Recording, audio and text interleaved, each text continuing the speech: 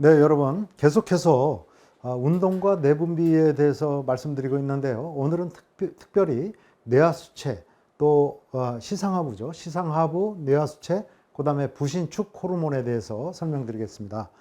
시상하부 하면 하이포살라머스, 뇌하수체라고 하면 피튜터리, 그 다음에 부신이라면 아드레날이라고 하는데, 그래서 HPA axis 축이라고 합니다.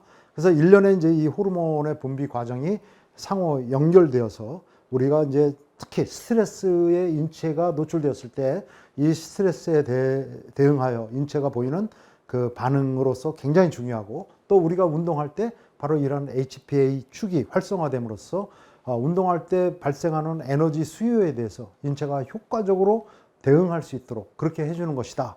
그래서 상당히 중요한 또 챕터가 되겠습니다. 자, 그러면은 이제 말씀드렸듯이 하이포살라무스, 피튜어터리, 아드레날 엑시스라고 하는데, 시상하부, 뇌하수체, 부신축이라고 할 수 있는 것이죠. 그래서 이제 이 여러 가지 인체의 여러 감각 수용체라든가 뇌의 영역으로부터 이제 스트레스가 전달되게 되면 우리 시상하부에서는 이 시상하부 호르몬, 즉 부신거질 자극 호르몬 방출 인자라고 하는 거, 즉 부신거질 자극 호르몬이라고 하면 ACTH라고 하는데, 이것을 방출하는 인자, 릴리싱 팩터, 이것을 분비시키죠. 그러면 이제 뇌하수체 전엽에서 누차 이전 시간에 설명을 드렸죠. 그래서 이 뇌하수체 전엽으로부터는 ACTH라고 하는 거, 즉 부신거질 자극 호르몬을 분비하게 되고, 뇌하수체로부터 분비된 이 호르몬은 결국 콩팥 위에 있는 부신거질에 가서 이것을 자극함으로써 이제 코티졸이라고 하는 호르몬을 갖다가 분비시키게 됩니다. 근데 이 코티졸이라고 하는 호르몬은 굉장히 광범위한 뭐랄까요, 기능을 가지고 있죠. 그래서 단백질 분해, 또 간에서 당 신생, 또 지방 조직에서 지질 분해, 뭐 간에서 당원 분해, 이런 과정이 전부 다 에너지를 효율적으로 동원하고, 또 운동 중 나타날 수 있는 여러 가지 손상에 대해서 항염증 반응을 일으키는 그런 그 호르몬이라고 할 수 있습니다. 어쨌든 이 과정을 통해서 코티솔이 분비되어서 이것이 이제 너무 많이 분비되면 더 이상 분비하지 마라 해서 이제 이 코티솔이 음성 데모기 기전을 통해서, 즉 네거티브 피드백 메커니즘을 통해서 시상하부를 다시 억제해서 이것의 분비를 이제 억제해서 더 이상 코티솔의 분비되지 않도록 이렇게 조절하는 방식을 네거티브 피드백 메커니즘, 즉 음성 데모기 기전이라고 얘기했습니다. 이 ACTH 같은 호르몬은 역시 최대 산소 섭취량의 약 60%, 그 정도 이상의 강도에서 더욱 현저하게 증가한다. 그러나 이제 코티졸보다는 사실은 좀 낮은 강도에서부터 분비 시작을 해서 상당히 많이 분비되죠. 그래서 최대까지 운동할 때는 안정시에 10배까지 이렇게 증가할 정도로 많이 증가한다, 이렇게 볼 수 있습니다. 그래서 운동을 하게 되면 이 축이 활성화되기 때문에 ACTH, 부신피질 자극 호르몬 분비도 증가하고 코티솔의 분비도 증가하는 것이죠. 증가해서 결국 이게 이제 하프라이프가 4시간 정도 됩니다. 그래서 4시간 정도 이 농도가 절반으로 떨어지는데 시간이 걸린다, 이렇게 말씀드릴 수 있습니다. 네, 또 하나 이제 이 부신, 저기서는 설명을 안 드렸는데요. 부신이 아니고 뇌하수체 전엽에서 분비되는 중요한 호르몬, 여러분이 많이 들어본 엔돌핀이라고 하는 호르몬도 요 뇌하수체 전엽에서 분비되죠. 이것은 이제 이 가장 큰 효과는 이 진통 효과라고 볼 수 있습니다. 그래서 마약의 뭐 30배 그 이상 강력한 진통 효과를 가지고 있는 호르몬이 엔돌핀인데, 뭐 이런 연구는 90년대 초에 제가 많이 또 연구를 해봤습니다. 근데 이 호르몬은 역시 운동 강도가 어느 정도 높은 수준에서, 인체가 상당히 높은 수준의 운동 강도의 운동을 할 때 비로소 더 많이 분비되는 그런 호르몬이라고 할 수 있습니다.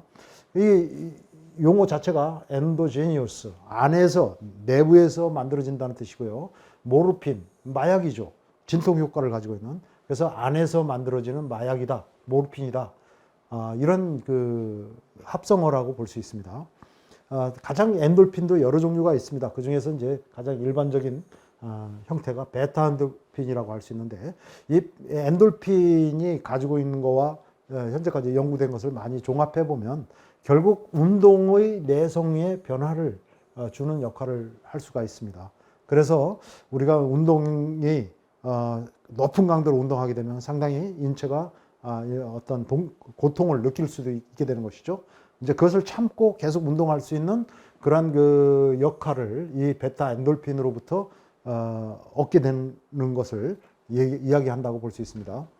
또 운동 중이나 운동 후에 여러 가지 이제 통증 감각, 뭐 예를 들어서 축구 같은 거 경기를 할 때 상대편과 부딪혀서 심하게 타박을 입고 쓰러졌는데, 쓰러진 당시에는 크게 그렇게 통증을 뭐 많이 못 느꼈었는데 경기가 끝나고 나서 굉장히 심한 통증을 호소할 수도 있겠죠. 한참 운동을 할 경우에는 이런 베타 엔돌핀의 그런 그 영향에 의해서 통증의 감각이 상당히 그 둔화되어 있는 그런 상황에서 경기를 치르게 되는 경우가 많이 있죠. 그래서 그런 것을 설명하는데 이 베타 엔돌핀이 작용을 설명하고 있습니다. 또 운동을 한참 하고 난 다음에 정서적인 또 기분의 어떤 긍정적인 변화를 우리가 경험하게 되는데, 이런 것과도 관련이 있고, 또 특히 러너스 하이라고도 그러죠. 한참 달리기를 했을 때 기분이 굉장히 고양되는 느낌, 그런 그 상태가 되고 컨디션이 매우 좋게 느껴지는 그런 어떤 상태를 러너스 하이라고 하는데, 이거와도 이제 관련해서 엔돌핀이 설명되고 있습니다. 또 부정적으로는 운동 탐닉, 운동 중독, 엑서사이즈 애딕션이라고 그러죠. 이건 상당히 부정적이고 정신신경적 증사라고 할 수 있습니다.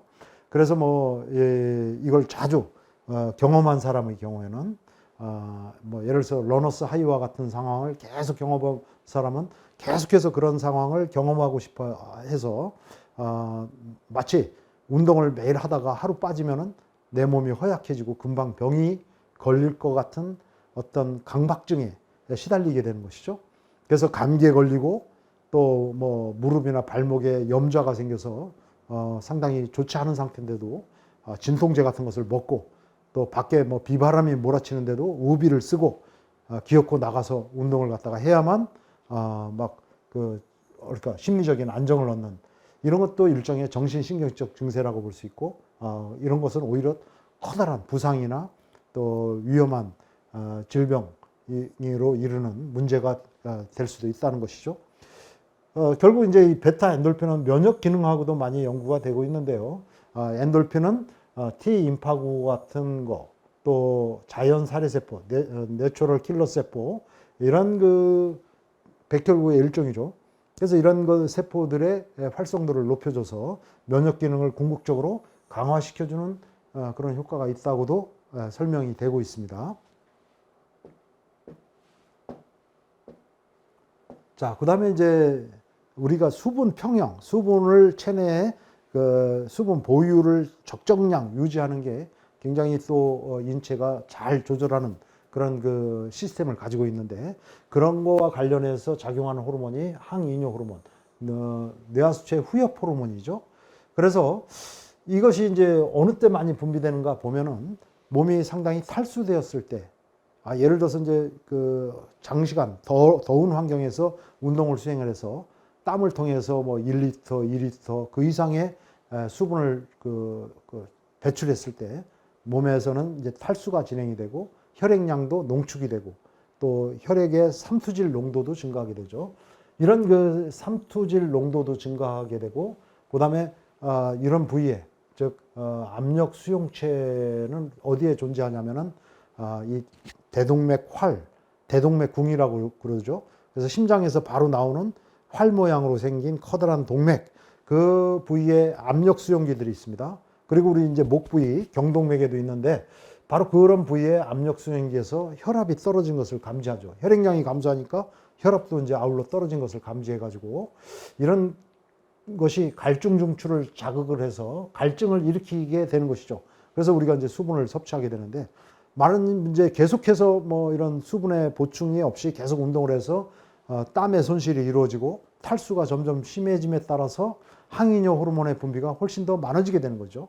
왜 항이뇨 호르몬이 계속 분비되면은 이 호르몬들이 하는 작용은 뭐냐 하면은 콩팥에 가서 수분을 재흡수시키는 것을 촉진시켜 주게 되는 것이죠.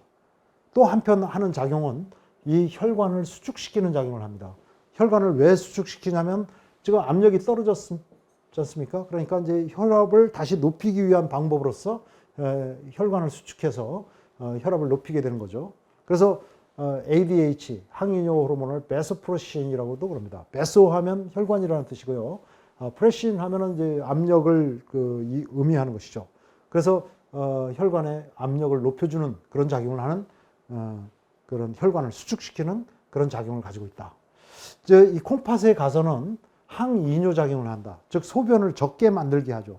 소변을 적게 만들어서 내 몸에 수분을 갖다가 보유하려고 하는 그런 그 반응을 일으키는 것이 항이뇨 호르몬이라고 볼 수 있습니다. 그 다음에 혈관 수축 작용을 통해서 혈압을 갖다가 유지하려고 하는 그런 이제 작용을 또 하게 되는 것이죠. 방금 말씀드렸듯이 갈증 중추를 자극해서 우리가 이제 물을 마시고 싶다는 그런 물론 욕구도 불러일으키는 거죠. 또 한편으로는 이 항이뇨 호르몬 분비가 증가됨으로써 콩팥의 원위세뇨관, 먼쪽 세뇨관이라고도 그럽니다. 그래서 뭐 이 부위를 원위세뇨관이라고 할 수 있는데 이 부위에서 이런 특수한 이 구조가 사구체라고 하는 콩팥의 여과기 기능을 하는 특수한 구조라고 얘기할 수 있고 콩팥에 약 3억 개 정도의 이런 사구체 구조가 있습니다. 그래서 이렇게 들어오는 혈액을 갖다가 걸러가지고 여기 이제 이 보호막 주머니를 통해서 근위세뇨관, 그 다음에 헬레고리관, 원위세뇨관 이걸 통해서 마침내 집합관으로 이 걸른 수분을 보내게 되고 이 집합관이 모여서 뇨관을 통해서 방광으로 소변을 생성시켜서 보내게 되는 거죠. 그런데 이렇게 한번 걸른 수분이 다 밖으로 나가는 게 아니라 재차 여기서 흡수되는 것이죠. 즉, 요 원위세뇨관, 먼쪽 세뇨관과 집합관으로 쭉 나가는 도중에 수분을 다시 빨리 흡수시키도록 수분과 함께 사실은 나트륨 같은 무기질도 같이 흡수시킵니다. 이렇게 흡수시켜서 수분을 흡수시키는데 그렇게 함으로써 몸에 수분이 너무 많이 빠져나가는 것을 막아주는 역할을, 즉 항이뇨 하면 이뇨작용이라고 하는 것은 소변을 만드는 것이죠. 그것을 갖다가 막아주는 그 작용을 하는 호르몬이다. 이렇게 볼 수 있는 것입니다. 그래서 우리가 이제 뭐 체중 조절을 하거나 고혈압 약으로서도 쓰게 되는데 항이뇨제라는 게 있죠. 항이뇨제는 결국 이 원위세뇨관과 집합관에서 ADH 호르몬이 수용체가 결합하는 것을 막아주는 역할을 합니다. 그렇게 되면 수분의 재흡수가 잘 안 이루어지니까 수분이 마구마구 많이 빠져나가게 되죠. 그 항이뇨제라는 것은 결국 그러한 양리 작용을 갖는 것이라고 볼 수 있고요. 뭐 우리가 이런 것을 이용해서 뭐 예를 들어서 체중 조절을 하거나 이렇게 하면 상당히 나쁜 방법이 되겠죠. 좋지 않은 방법이다. 이렇게 볼 수 있는 것입니다.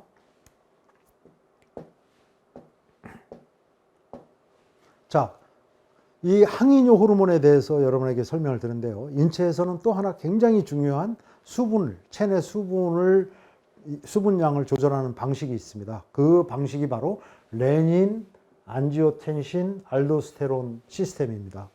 그래서 이것을 이제 체내 수분뿐만 아니라 혈압을 조절하는 굉장히 중요한 인체의 조절 방법이라고 볼 수 있습니다. 아까 말씀드렸듯이 만약 사람이 심한 탈수가 되거나 아니면 혈액을 출혈이 일어나서 교통사고나 이런 상황에 혈액량이 감소하게 되면은 아까 말씀드린 원위세뇨관이 아니라 사구체로 들어가는 그 입구에 수입세동맥이라고 하는 동맥이 조그만 동맥에 이 사구체로 이제 혈액이 들어가서 걸러지게 되는데요. 이렇게 걸러지기 전에 들어가는 이 세동맥의 입구에 혈액량의 감소를 감지하는 그 압력 센서들이 있습니다. 그런 압력을 갖다가 감지하고 혈액량의 감소를 감지해서 이 입구에 있는 특수한 세포들, 이 세포를 사구체 근접세포라고 합니다. 그래서 정스타 글로메룰라 셀이라고 하는데 일명 JG 세포라고 합니다. 사구체 근접세포에서는 특수한 물질을 분비합니다.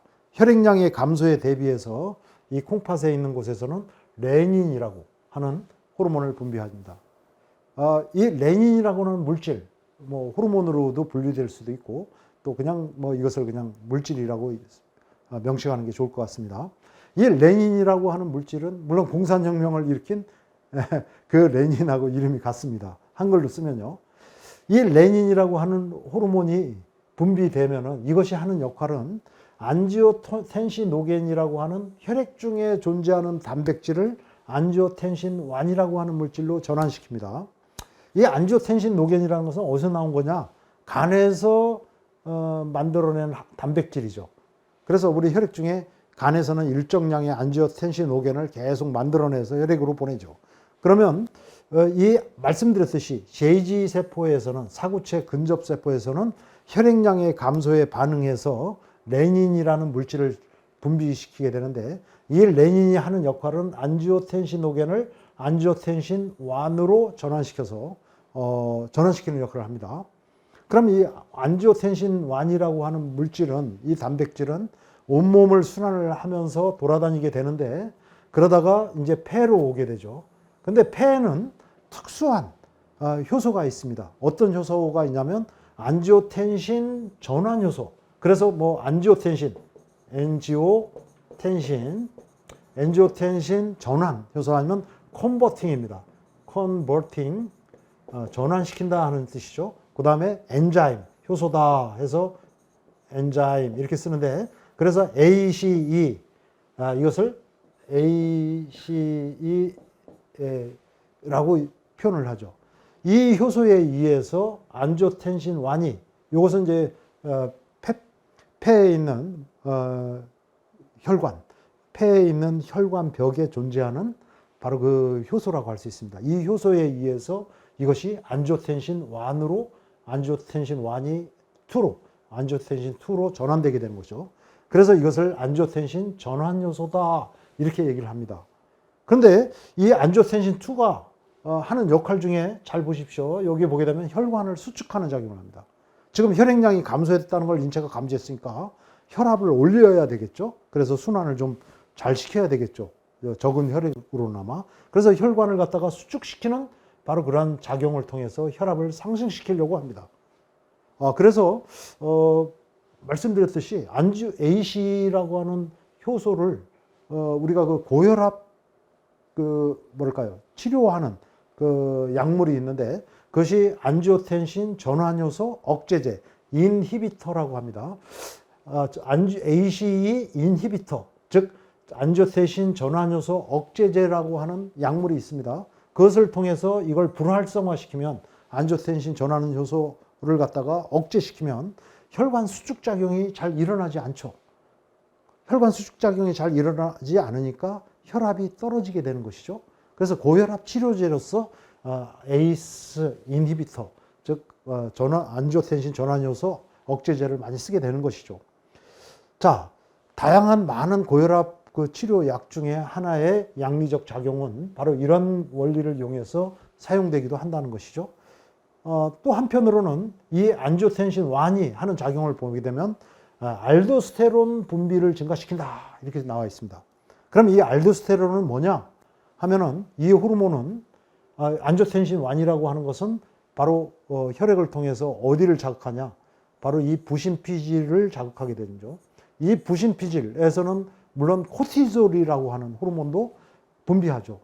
그래서 이 코티졸이 하는 것을 글루코코티코이드 호르몬이라고 합니다. 즉 당을 조절하는 것과 관련된 호르몬이다. 그래서 그렇게 얘기하지만 이 알도스테론은 그거와는 다르게 미네랄, 무기질과 특히 수분의 그 체내 조절, 평형을 조절하는 그것과 관련된 호르몬이라고 얘기할 수가 있겠습니다. 그래서 이 알도스테론이라고 하는 이 호르몬을 갖다가 부신피질로부터 분비시키게 되는데 이 호르몬이 하는 역할은 뭐냐? 결국 아까 그 항이뇨 호르몬과 비슷하게 이 콩팥에 가서 콩팥의 그 세뇨관에서 수분의 재흡수와 나트륨의 재흡수를 통해서 수분을 체내에 유지하게 하는 그런 작용을 하는 것이다. 자, 다소 복잡하지만요. 방금 얘기했듯이 레닌이라는 호르몬이 분비되어서 이것이 안지오텐신 1으로 안지오텐신 5gen을 전환시키고 그것이 또 이 안지오텐신 2로 전환되는 과정이 있게 되는 것이죠. 그래서 레닌이 안지오텐신으로 전환이 되고 전환시키는데 작용을 하고 그 다음에 이제 이 안지오텐신 2가 알도스테론을 분비를 부신 피질로부터 증가시켜서 이 알도스테론이 궁극적으로 콩팥에서 수분의 재흡수를 촉진시키는 그런 그 과정이 일어나기 때문에 이 과정을 레닌, 안지오텐신, 알도스테론 시스템이라고 합니다. 그래서 인체의 가장 중요한 수분의 보유와 혈압의 조절에 중요한 작용을 하는 그런 그 시스템이라는 점을 알아두시고요. 그 밖에 이제 안지오텐신 2라고 하는 것은 항이뇨 호르몬과 이거 분비를 또 촉진시켜서 수분 보유에 추가적으로 작용을 하는 것이고요. 그 다음에 갈증을 증가시켜서 우리가 수분을 섭취하려는 욕구를 불러일으켜서 이 수분을 계속해서 보유하도록 그렇게 만드는 그런 시스템이다라고 볼 수 있습니다. 자, 그 다음에 이제 갑상선 호르몬과 부갑상선 호르몬이라고 하는 것은 바로 이제 이 우리의 요 기관, 요 부위에 있는 것이죠. 그래서 여기서 이제 분비되는 호르몬은 갑상샘에서 먼저 분비되는 호르몬은 티록신, 이 티록신을 T4라고도 표시를 하죠. 그 대부분 아까 그 설명드렸듯이 분비된 호르몬은 거의 뭐 대부분은 혈액 중에 있는 결합 단백질과 결합된 형태로 그렇게 운반되게 되는데 이렇게 결합 단백질과 운반되지 않은 티록신을 유리티록신이라고 하고 이것에 의해서 실제적으로 표적기관에 미치는 영향이 많이 결정된다 이렇게 볼 수 있습니다. 이 갑상선 호르몬 같은 경우는 반감기가 6일에서 7일 정도가 되니까 상당히 그 반감기가 길다고도 얘기를 할 수가 있는 것이죠. 또 한 가지는 3아이오딘 티로닌이라고 하는 거 바로 T3라고 이렇게 표시를 하게 되죠. 이거의 주된 성분은 결국은 요오드라고 하는 무기질입니다.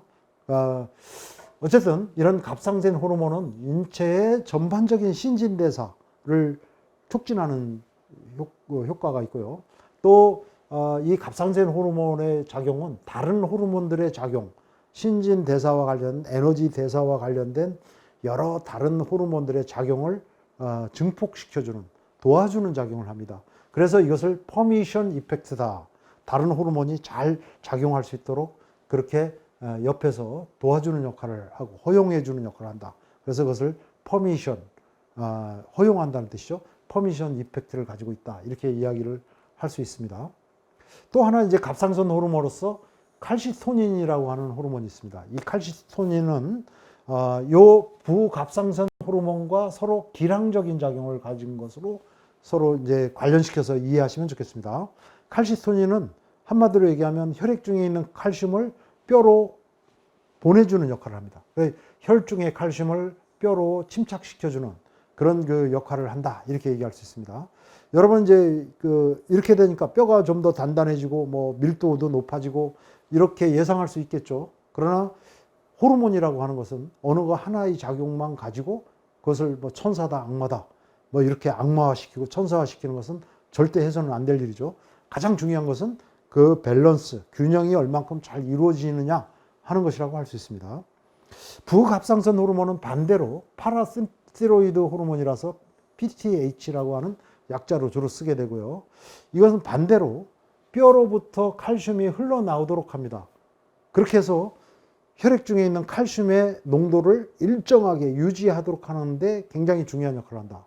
혈액 중에 이 칼슘이 굉장히 중요하거든요. 왜냐하면 혈액 중에 산과 알칼리성 이걸 조절하는 역할도 하고요. 여러분 이미 배웠듯이 근수축작용도 하죠. 그래서 뭐 심장 근육 같은 것은 특히 혈액 중 칼슘에 굉장히 많이 의존을 합니다. 그래서 심장의 수축 리듬, 심장의 움직임의 리듬과도 굉장히 관련이 깊다고 얘기할 수 있습니다. 이런 굉장히 중요한 많은 역할을 가지고 있는 게 혈액중 칼슘이니까 혈액중 칼슘 농도가 아주 좁은 범위에서 아주 일정하게 잘 유지돼야만 인체는 잘 어떤 병에 걸리지 않고 문제를 일으키지 않고 건강하게 살아갈 수 있는 것이죠. 자, 그런 항상성을 항상 유지하도록 해주는 게 칼시토닌과 부갑상생 호르몬이라고 할 수 있는 것이다 이거죠. 그 다음에 이제 이 부갑상생 호르몬이 하는 역할은 콩팥이 신장이죠. 여기서 칼슘의 흡수를 도와주고 또 우리가 섭취한 음식물로부터 창자에서 칼슘의 흡수를 도와주는 역할을 합니다. 그래서 여기 보시게 되면 부갑상생 호르몬 분비가 어느 때 자극이 되냐, 혈중 칼슘 농도가 떨어지게 되면은 이것에 의해서 분비가 자극이 돼서 부갑상생 호르몬 분비가 증가하게 되는 것이죠. 이렇게 되면은 칼슘을 체내에서 가장 많이 저장하고 있는 기관이 뼈라고 할 수 있죠. 그래서 뼈에서 칼슘이 방출이 되어서 혈액으로 나와서 혈중 칼슘의 농도를 유지하려고 합니다. 또 한편으로는 우리 그 콩팥으로부터 칼슘이 빠져나가지 않도록 칼슘을 계속 재흡수시키는 과정이 또 이 부교감신경 부교감신경이 아니라 부갑상선 호르몬의 역할이라고 할 수 있습니다. 또한 우리가 섭취한 영양소 중에 이 칼슘의 흡수를 더 많이 증가시켜서 혈액중 칼슘을 어떻게든 유지하려고 합니다. 이것도 일종의 네거티브 피드백 메커니즘이라고 할 수 있죠.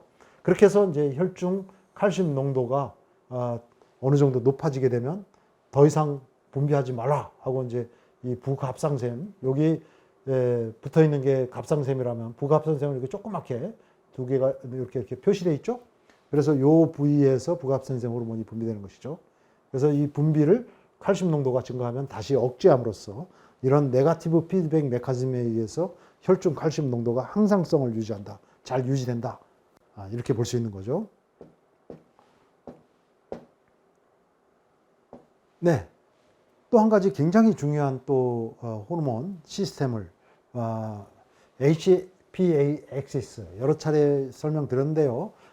시상하부, 하이포살라무스가 H죠. 그 다음에 피튜어터리, 즉 뇌하수체입니다. 그리고 부신, 이것이 일련의 기능적인 연결을 통해서 인체를 스트레스 반응을 잘 할 수 있도록 그렇게 하고 있다. 이렇게 볼 수 있습니다. 우리가 운동을 수행하는 상황은 에너지가 다량으로 많이 필요한 그런 상황이라고 얘기를 할 수가 있습니다. 즉, 움직이는 근육으로부터 활발하게 글루코스를 분해시켜서 에너지를 만들어내고, 그 다음에 지방산을 분해시켜서 에너지를 만들어내죠. 그러기 위해서는 더 많은 양의 산소와 혈액이 공급돼야 되겠죠. 또 그렇게 되기 위해서는 움직이는 근육의 혈관들이 확장돼야 되겠죠. 그런 그 혈관들이 더 많이 확장이 되고, 그 다음에 이제 우리 기관지도 더 확장돼서 더 많은 산소를 갖다가 받아들이고, 또 혈액의 순환을 빨리 해야만 더 많은 혈액을 그 움직이는 근육으로 보낼 수 있으니까 우리 심장의 흥분도를 높여서 더 빨리 강하게 이렇게 수축을 하게 하고, 심장 혈관도 더 확장시키고, 또 혈액을 효과적으로 배분하기 위해서 내장 영역의 혈관은 반대로 수축을 해서 혈류 재분배를 시키죠. 자, 이런 일련의 쭉 과정들은 바로 이런 시상하부 뇌하수체 부신축에 의해서 이루어지게 된다고 볼 수 있습니다. 그래서 보게 되면 두 가지 이러한 인체의 스트레스 반응은 이렇게 나타난다, 이렇게 설명드릴 수 있는데, 여기서 보다시피 어떤 스트레스가 시상하부에 전달되면 시상하부에서는 시상하부 호르몬, 요 CRF라고 하는 것은 부신 겉질이죠. 부신 겉질 자극 호르몬을 분비시키는 릴리싱 팩터다. 그래서 CRF라고 표시합니다. 이 시상하부 호르몬이 뇌하수체를 자극하면 뇌하수체에서는 비로소 ACTH, 부신 겉질 자극 호르몬을 분비시키게 되죠. 그러면 부신 겉질을 자극함으로써 당질 코티코이드, 글루코코티코이드라고 하는데, 당질 코티코이드, 글루코코티코이드라고 하는 것은 당을 조절하는 것과 관련된 기능을 한다는 것이죠. 그래서 이 코티졸 같은 사실은 이제 이런 코티솔뿐만 아니라 코티존이라든가 뭐 이런 몇 가지 당질 코티코이드가 있습니다. 이런 호르몬들이 중에 대표적인 것으로서 코티졸을 여러분한테 설명한 것이죠. 그것이 이제 결국 표적기관으로 가서 여러 가지 그 지방 조직에서는 지질분해, 간에서는 당원분해, 또 당신생 작용도 하고요. 또 여러 인체 조직에서 단백질의 어떤 분해라든가 이런 과정이 일어나고 또 여러 가지 항염증 기능을 갖다가 수행하는 것이죠. 어쨌든 이런 일련의 그 과정이 시상하부, 하이포살라무스, 그 다음에 피튜어터리, 뇌하수체, 그 다음에 아드레날 그랜드, 바로 부신, 이 세 가지가 이렇게 연계되어 있어서 이걸 시상하부, 뇌하수체, 부신축이라고 합니다. 인체의 스트레스 반응에서 가장 중요한 인체의 반응 그 시스템이다. 이걸 여러분이 이해하시면 좋겠습니다. 그 다음에 또 하나 보시게 되면 우리 이 교감신경계의 흥분에 의해서 이런 스트레스 상황에서는 부신 속질이 직접 신경이 분포되어 있는 것이죠. 그래서 이 교감신경이 부신 속질에 직접 분포되어서 부신 속질을 자극하게 되면 카테콜라민이라고 하는 호르몬이 분비되는데, 카테콜라민이라고 하는 것은 에피네피린, 즉 아드레날린이라고 그러죠. 또 노르에피네피린, 그리고 또 하나의 호르몬이 있습니다. 여기서 분비되는 거 도파민이라는 호르몬. 이런 호르몬, 이 세 가지 호르몬을 카테콜아민이라고 합니다.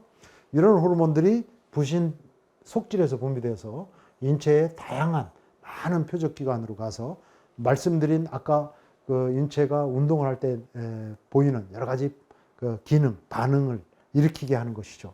그래서 이런 그 작용을 하는 것이고, 그래서 인체가 어떤 스트레스 상황에서 HPA 엑시스, 즉 시상하부, 뇌하수체, 부신 피질 거칠계를 하나의 축으로, 또 하나는 시상하부, 교감신경계, 그 다음에 부신 속질계, 이걸 통해서 스트레스에 대한 인체의 반응이 잘 대응하게 일어나게 된다.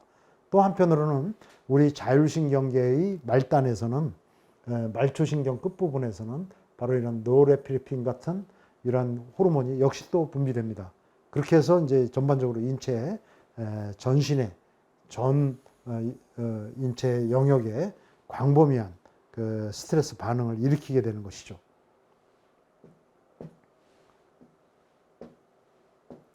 자, 그러면 그 아까 부신 피질에서 분비되는 이 코티졸의 작용에 대해서 보다 더 알아본다면요.